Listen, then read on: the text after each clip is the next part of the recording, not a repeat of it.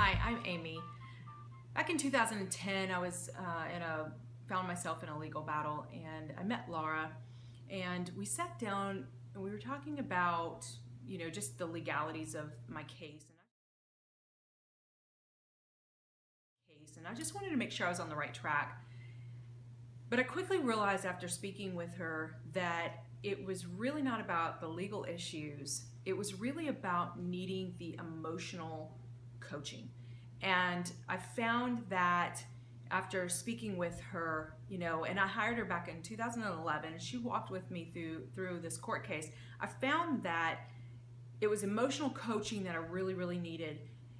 That I was being driven by my thoughts and my emotions instead of me driving my thoughts and emotions.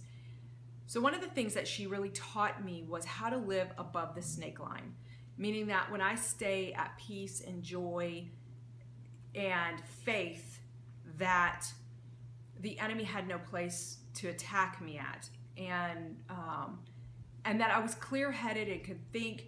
And one of the things that I really loved about working with her was that she could not only coach me emotionally through the court case, but that because of her legal experience, she was able to forecast the things that might have blindsided me, and they didn't blindside me, not at all. I remember one time, probably about a year into my court case, I remember one time she said, Amy, we really need to pray for the defendants. And I just remember thinking, I would rather vomit. And I didn't know how I could do that, because I don't think, other than the true death of a loved one, the death of a relationship or whatnot is probably one of the hardest things you can ever go through. And I didn't realize, how much emotional support I was really gonna need during that time, and how much coaching I was gonna need almost every day. I mean, that's how bad it was. I was a mess, and she really just kind of helped me think through, okay, I don't want to pray for my enemy, or what my deemed enemy, but she said, how about I pray with you? And I thought, okay, well, that's the first step. It's recognizing that at least I'll just join you in prayer. And she began to pray for the defendant with me.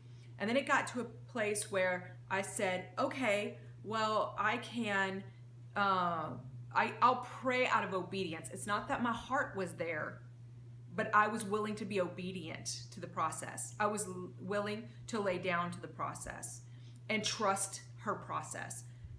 Even though I didn't understand it,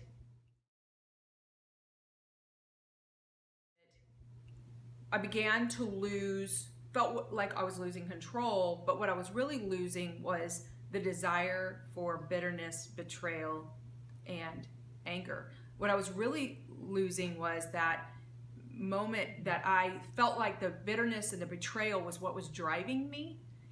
And so when I began to walk with her through the prayers and praying for the other side and praying for their lives and praying, and then what happened was it birthed inside of me this peace and joy that I had never experienced before. And I didn't understand it, but it was really, truly that place of freedom for me.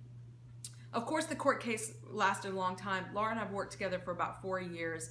She's been a true strength in not only legally explaining the process to me, but mainly walking with me through the emotions of it. And a lot of us don't realize that the emotional toll that legal cases take on our lives, and even just after divorce or child support cases or whatnot, how to really just get back up on your feet and say, I got to get back up, and there's a new chapter.